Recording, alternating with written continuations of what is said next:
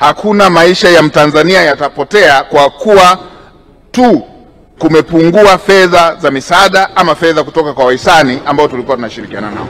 Hizi ni baadhi tu ya hatua ambazo zimeoneshwa na serikali na zimechukuliwa na serikali inayoongozwa na Dr. Samia Suluhu Hassan katika kukabiliana na hatua zinazojitokeza katika masuala ya kiuchumi. Nitoe rai kwa Watanzania wote.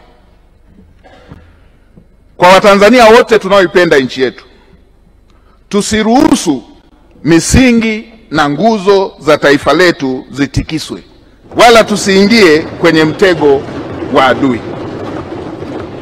Mheshimiwa Spika, sote ni mashahidi kuwa mataifa yaliyowahi kuingia kwenye mifarakano kwa kiasi kikubwa ilisababishwa na mizaha na kutokuheshimu misingi ya mataifa hayo.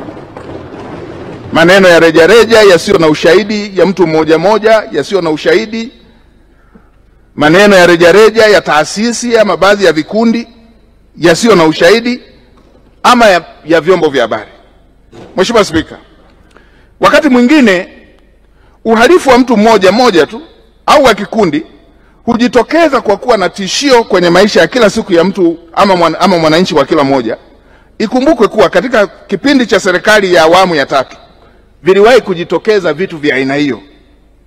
Mheshimiwa Spika, ulikuwepo uhalifu, watu walikuwa wanateka magari ya mizigo, tunayakumbuka haya. Wakati mwingine wanateka mabasi ya abiria na katika maeneo mbalimbali, na jambo la aina hiyo lilileta vitisho kwa wananchi wa Tanzania. Hata hivyo, Mheshimiwa Spika, vyombo vyetu vya ulinzi na usalama vilisimama imara na kukomesha uhalifu huu. Vilikomesha.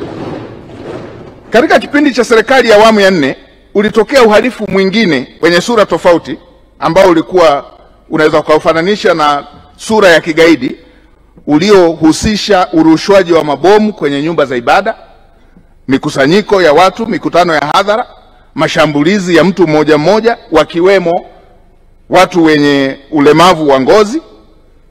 Watanzania tumeyasahau haya? Yalitokea kwenye nchi yetu na yalileta utisho mkubwa: mikusanyiko, makanisa, misikiti, kurushiwa mabomu, mikutano. Hata hivyo, Mheshimiwa Spika, vyombo vyetu vya ulinzi na usalama vilisimama imara na kukomesha uhalifu. Vilisimama imara vyombo vyetu. Katika kipindi cha serikali ya awamu ya 5 ulitokea tena uhalifu, watoto kutekwa na kuuawa, tunakumbuka hiyo. Mtu mmoja mmoja kupigwa risasi kwenye makazi yake, wengine kwenye kazi zao, na utekelezaji wa majukumu yake ya mtu mmoja mmoja uliathirika sana kutokana na sitofahamu hiyo iliyokuwa inahusisha mtu mmoja mmoja kulengwa na kuuawa. Mtakumbuka waliuawa wenye vitu wa vijiji kwa wilaya za Pwani, watakumbuka vizuri jambo hili, vitongoji, mitaa, na mbaya zaidi wengine walikuwa wanalengwa kwa nafasi zao na kwa itikadi zao. Wenye viti wa CCM wengi tulishuhudia pia miili kwenye magunia, mifuko ikiwa imetupwa baharini. Mheshimiwa Spika, nasema haya na ni mabaya kuyataja kwa sababu familia zilipoteza watu wao, lakini nayasema kwa sababu watu wakumbuke kwamba tumewahi kupita vipindi vya aina hii na vyombo vyetu vya ulinzi na usalama, Mheshimiwa Spika, vilikomesha uhalifu wa aina hii. Havijawahi kushindwa.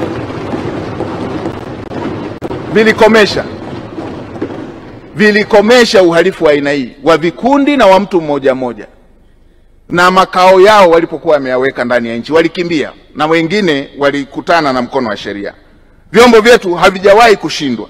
Mheshimiwa Spika, hata sasa vimeanza kujitokeza viashiria vya uhalifu kama huo ambavyo kimsingi havipaswi kupiganwa kwa kupeleka vikosi wala kupiga kampeni wala kusema tunapigana vipi, kwa sababu hii ni tofauti na vita ya vikosi kwa vikosi.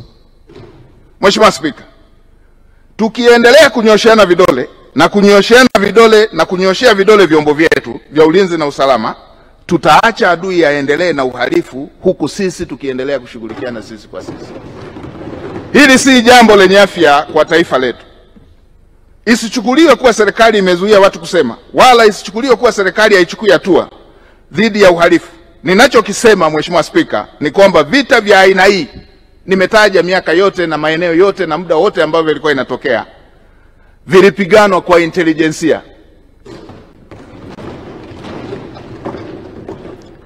Hivyo ni wasii wa Tanzania wenzangu, tuviache vyombo vyetu vya ulinzi na usalama vifanye kazi yao.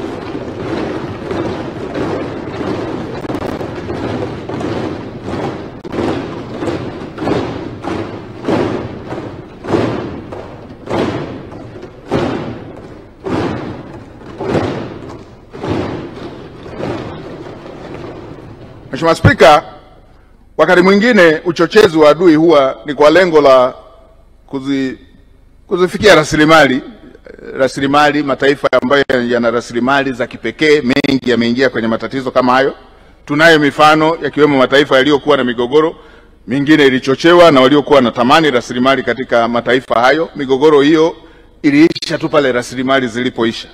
Uchochezi mwingine katika mataifa mengi huwa unapenyezwa tu nyakati za uchaguzi kupitia wananchi kwa wananchi, wao kwa wao, wanapoelekea kwenye chaguzi. Mheshimiwa Spika, ni wasii wa Tanzania sote tuwe macho. Hatuna taifa lingine. Mheshimiwa Spika, hatuna taifa lingine zaidi ya Jamhuri ya Muungano wa Tanzania. Nchi yetu ni hii, na utulivu, amani na usalama hatuna mbadala wake. Lazima tuendelee kufuata misingi iliyotufanya tukaishi mpaka muda huu tukiwa taifa moja. Tuishikilie ili tusije tukajaribu njia zingine ambazo mataifa mengine walipofuata walifikia kubaya. Watanzania hatuna taifa lingine. Hatuna taifa lingine. We have to come down na tulilinde taifa letu. Mheshimiwa Spika, serikali